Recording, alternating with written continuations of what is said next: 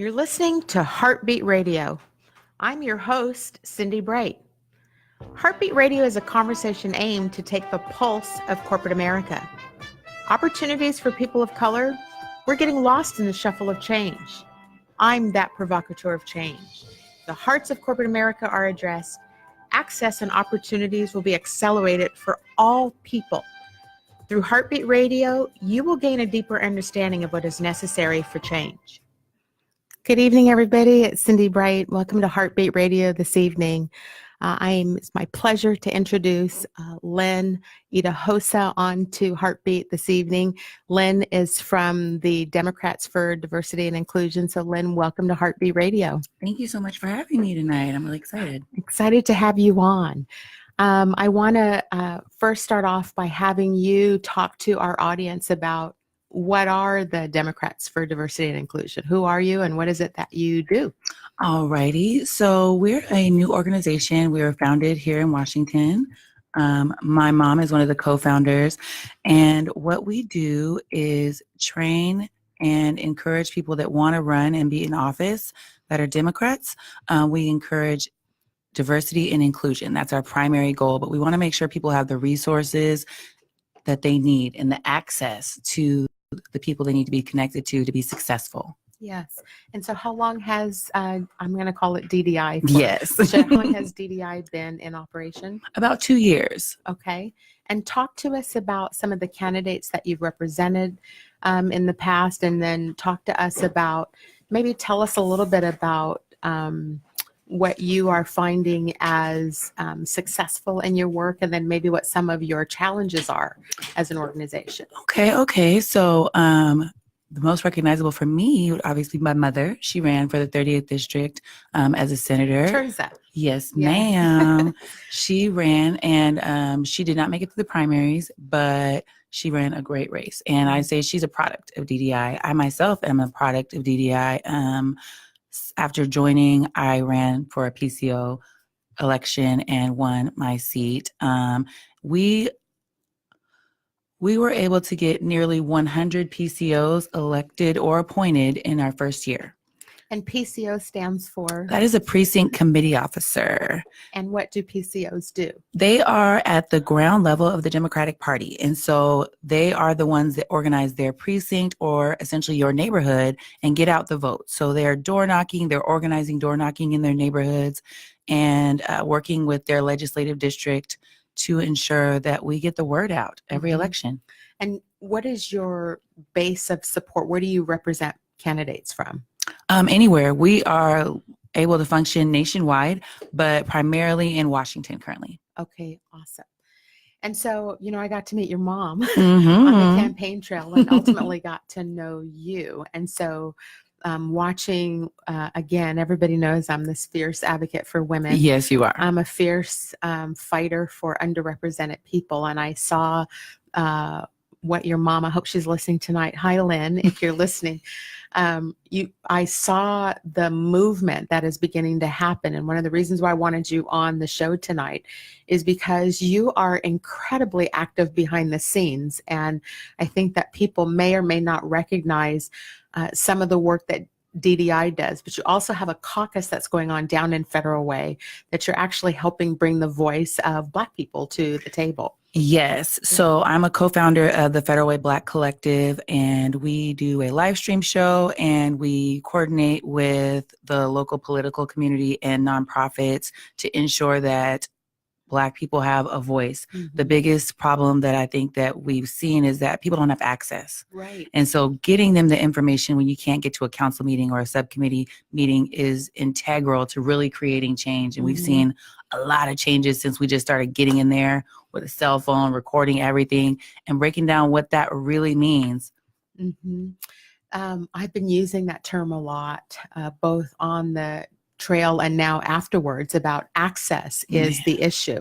And so let's break that down for listeners today about what it means to have access. And so I'm going to let you go and talk about how do you describe what access means for people?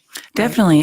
It's like in the city of Seattle, one thing that was groundbreaking with change this year, I believe, with access was having the funding for you to be able to, with the vouchers, to fund candidates. So even if you're not financially able to donate to a candidate that you believe in, they're making it available for you. Because I think break down the vouchers, because that's a Seattle. it is. Seattle, is it Seattle only? Only Seattle. Okay, I wish we had it in Federal What Way. does that mean, the vouchers? So what that means is that you are able to fund a candidate that you believe in without it hitting your pocket. So they give you, I want to say it's $25. Okay. And you have to sign up for that, and you're able to donate that to a campaign of your choice. So you can support candidates. And that's something that we've never really seen before here. So why that's important, and then I'm going to ask you, how do they get to that? Why that's important is because the communities of color to be able to support each other. And I'm going to break that down even further, because diversity does go beyond race. But for people, I said it this way on the campaign trail: the people that I aim to represent are the people who can't afford to donate to my campaign. And so when you look at the people that need representation, we don't have the dollars that the wealth is to putting other people in office. So if there's a $25 voucher that, you know, 1 million people can access, that will put candidates into office, correct? It's amazing. Most people that will be able to utilize this, that have never donated to a campaign, have probably never considered that a feasible thing that they could do. How do they access that? How do they get to that? What's the process for so that? I would say go to seattle.gov, and then they have the, what is it, / democracy voucher.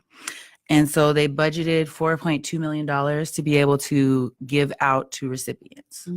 So imagine, you know, I talked about on my campaign trail how difficult it was to raise money. And so I had a lot of contribution. But, you know, when I looked at my average donation, you know, it was somewhere in the $25 to $50 donation, which was, you know, I told everybody I was grateful for that. Imagine if, you know, 1 million people had access to that $25 voucher that they could put into the candidates that are trying to run. And I think this is so important for communities of color and marginalized communities, because this is a way to address the ecosystem, right?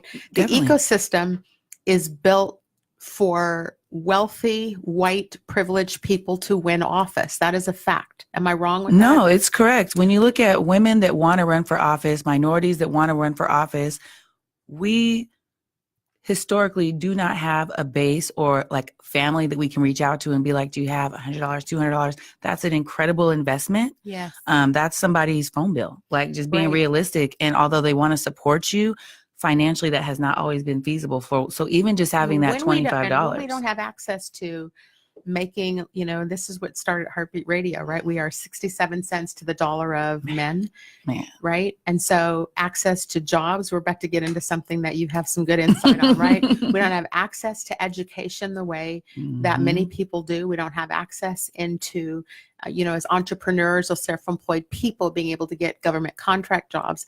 And we don't have access into jobs, education, and government contracts, right? Those are the three areas. That's going to change them. That's going to change. Let's go there, Lyn. Let's talk about, we're going to talk about Initiative 1000 that just got handed down to the state legislature. Why don't you educate our listeners on what is I-2000? I am so excited about I-1000. So about 20 years ago, I-200 was introduced and passed, and it took away what we would call affirmative action in the state of Washington.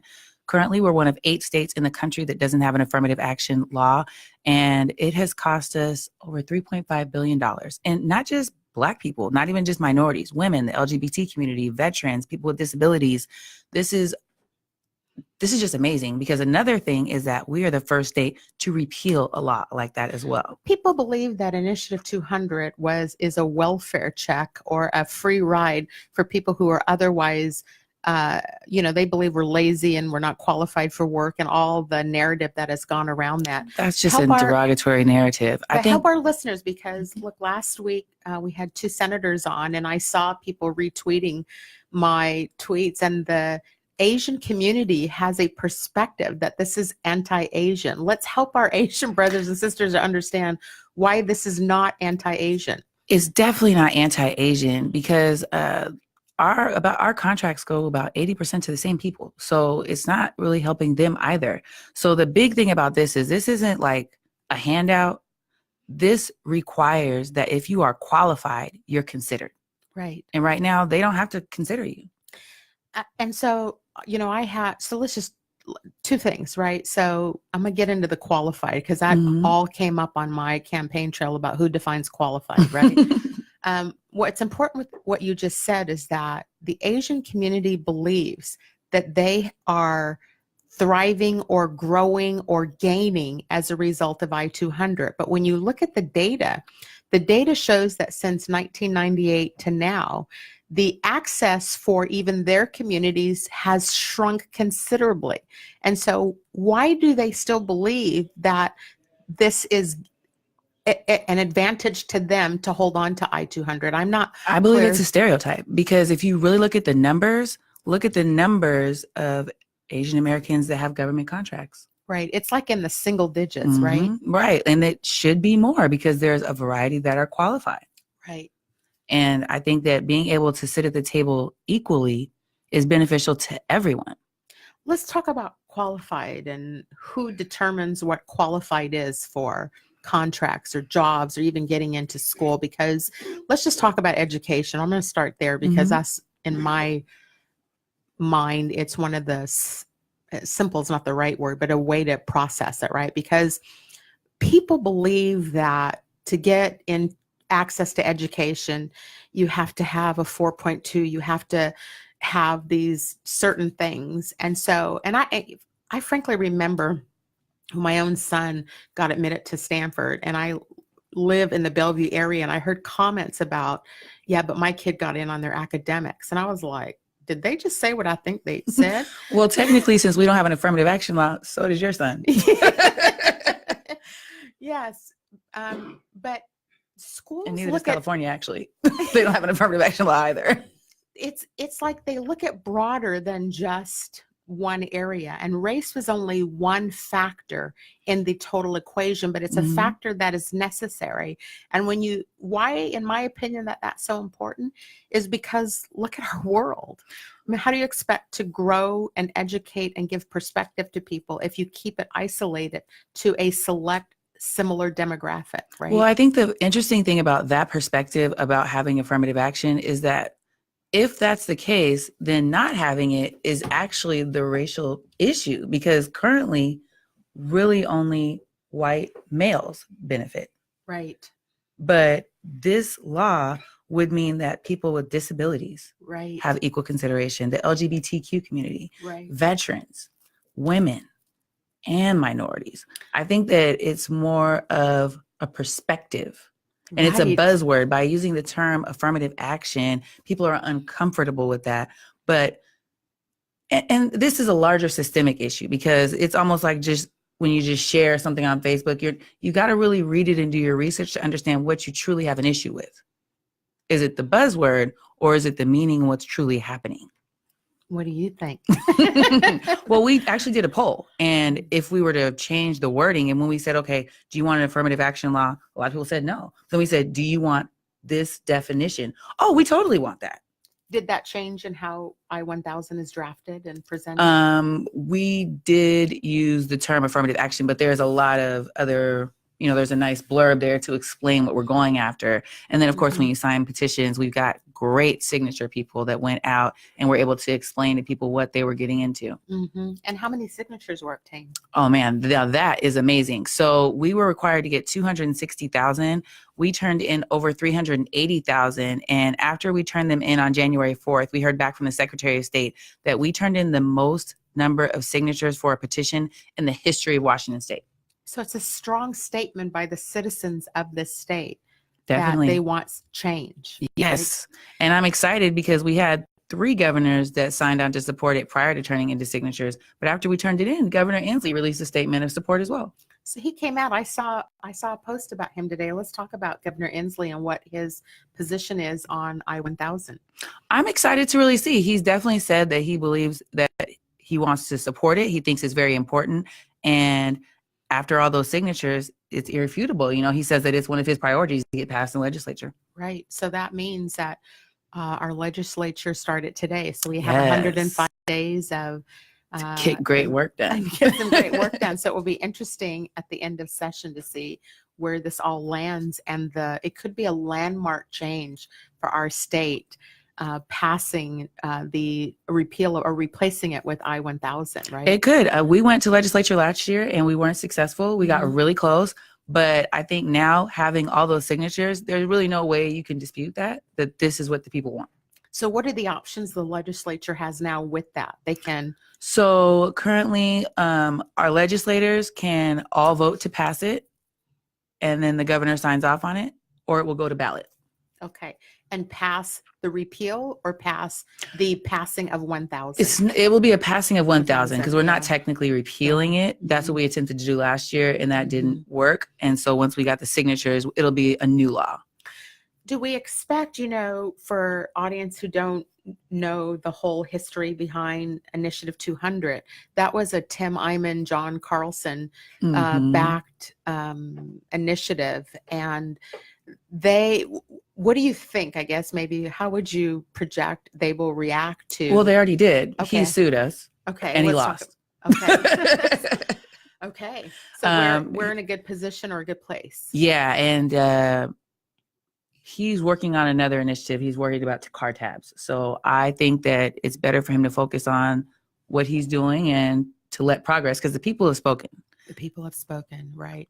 What an interesting time in our country, because we have a lot of major movement that is forwarding or advancing the issues that underrepresented people have historically not had or seen. It's so exciting for me, especially being a part of DDI, because that's what we want to see. This was our first big undertaking. We had a few candidates, but this was this is what we want to do. We were the original team. And then all the other people came along, but we were we're about to make this happen. This is incredibly important. This is something not only for the founders, because to be honest, most of them are older. It's not really going to affect them, but it's going to affect me. It's going to affect my son. I took my son. He's 5 months old, and I want him to be there. Yes, it is an exciting time. Let's talk for a minute about what your thought is as a member of DDI. As I look across the country at this progressive change that's happening, and I have to, really call out attention to AOC. I like her. I love her. Man, I like her. I love her fierceness and while let's talk about our own party. We're both Democrats, right? Yes, we are. And so the Democratic Shout Party. out to the 30th district. I'm 48th. I'm calling out to the 48th there. Watching the reaction of, did you catch the article that said, basically telling her, slow up, don't attack your own people? Did you catch that? I did. But I've been a big supporter as well. I am very proud of the DNC. It's not largely supported here, but the DNC had a fundraiser in Atlanta about 6 to 8 months ago where they apologized to their African-American voters. And I think that's powerful. And I think that is going to be something that will need to stay present in order to change the way things happen and in order for them to keep the support of the Black voter, because we have options. What do you mean by your comment about it's not necessarily here? Let's talk about what's going on in Washington Democratic Party. Well, as far as support, there were a lot of candidates that we don't have the same options. So it's not like I can just work my way up as a volunteer the same way some of my peers can. Me personally, I can't just volunteer my life away as some people can in their 20s because I don't have the financial family support. So historically, that has meant that I'm not as prepared as other people to run for office. And I don't get to make the connections at a young age to put me in a position to be successful in a political career. But that's changing. It is. I'm just going to say that remiss to not give a shout out to my district. Particularly a woman named Margaret Moore, who's in my district. She is one of our executive board of DDI. Yeah, Margaret is bad, and she is a woman who actually She is fiercely fighting for this. She is a Native American woman, and she is actually hosting. I should invite you to come on Sunday because I'm going to. Did I tell you about this already? Well, Margaret did. I was supposed to be. I'll be out of town. I told you I'm hopping a flight at 1 a.m. But she's bringing the women of color together. I'm going to share my candidate experience with the people. We have to start creating. It's to your point, Lyn, about having the financial means to even launch a campaign is huge, and people underestimate what it takes financially to launch it. And also, I will be talking to the candidates of color about, I'm just going to call it the exploitation from consultants to candidates of color, right? So this taking advantage of us and not being prepared or to understand our paths are different than our white colleagues who are running for office and who have inherent wealth or they married it, right? And I think that ties back into the point because we don't have the opportunity to build those relationships to know that person may represent you differently than someone else. If you had an inherent relationship that went back 20, 30 years, or your mom did with that consultant, your experience with them would probably be different. Right. It would just be a different experience. Right. So let's see, session is over. It's 105 days. What is that? February, March, April-ish. Yeah, right? April. So we expect to hear in the April timeline kind of what the outcome of the 1,000 is. That will be an interesting and exciting I'm time. excited. There's a lot of new legislature I'm excited for. I'll be spending a lot of time down there. So what else is down there that you're excited about? Well, this will be my first year on the state committee. Okay. So I'm excited to see that and the changes that we'll be making. I'm excited because there's a healthcare like spending bill to control how companies like Amazon and Walmart are able to profit off their employees being on state Medicaid. So they get tax cuts for having all these employees, but yet most of their employees are on Medicaid. So us as taxpayers are giving them tax cuts and also paying for their employees' health care. So I guess if they get like a $3 million tax write-off and then we pay for $2 million in benefits, the state is essentially saying you get $1 million tax cut because we're already covering that other $2 million, which that's groundbreaking. Yep, it sure I mean, that has to level the playing field for people and lighten the burden on our state, which we're currently in a shutdown and people are scared to lose their benefits. If the state could control more of that money and have more of a reserve, then our citizens could feel more secure. We're looking at people not having food stamps next month. Do you and your role on DDI have any interaction or with people who have been out of work now for 20-something days? Yeah. So I'm the vice president of membership. And so I seek out members. And so I talk to people all the time that are at a disadvantage, but this makes people want to get more involved because they want to understand like, whoa, historically the conversation is what? Politics and religion, they're taboo. We don't have these conversations. So people don't really understand how did we get here? And so they want to know, how can I prevent this from happening ever again? And you do have power. Lyn, when I started Heartbeat, I started this based on diversity, progress, and corporate America, right? And so I've spent 30 years in corporate America addressing this very issue. I don't believe that. It's the beige don't age. I did. I mean, I've been doing it for a long time and the needle barely moves on that. And so here we are now in a political environment that is all about diversity. And Maxine Waters is now coming out. And so she's actually boldly talking about it looks like we're probably going to have to pass some legislation to get progress in corporate America. And so back to the initial conversation we had about access, earning power is when I ran, I was running on equity and earning power, right? Because if we can't even level the playing field to get access to opportunities to advance inside of corporations and deal with the discrimination that happens inside of business everywhere that no one wants to talk about or touch, right? It's the taboo. And so we talk about diversity, it's all about women, but we are not touching race yet. What are your thoughts about the whole notion of race in corporate America?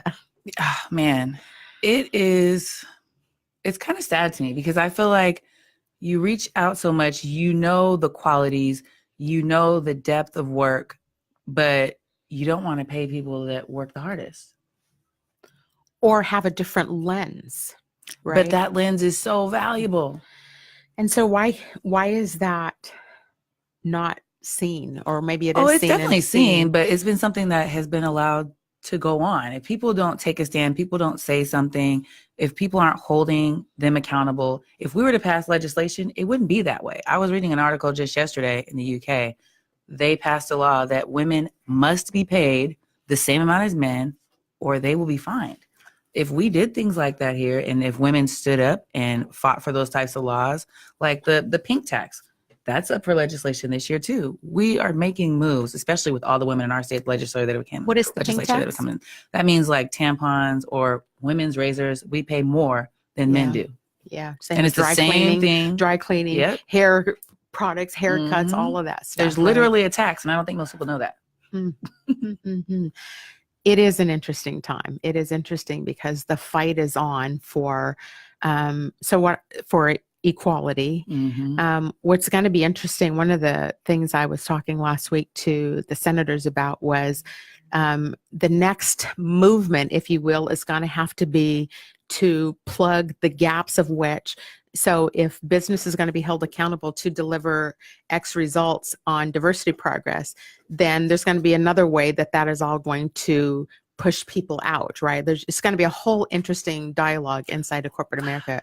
You should check out, there was a gentleman on the east side of Washington, and he is not necessarily minority, but applied for a minority grant, and then he sued the state because they said he didn't qualify.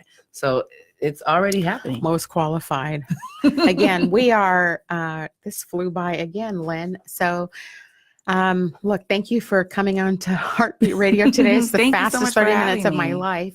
I appreciate it. I hope we can count on you to come back later Of this year. course. To our audience, stay tuned because after the legislation, we're going to be having some really interesting discussions. Thank you for joining me this evening, and I look forward to you next week.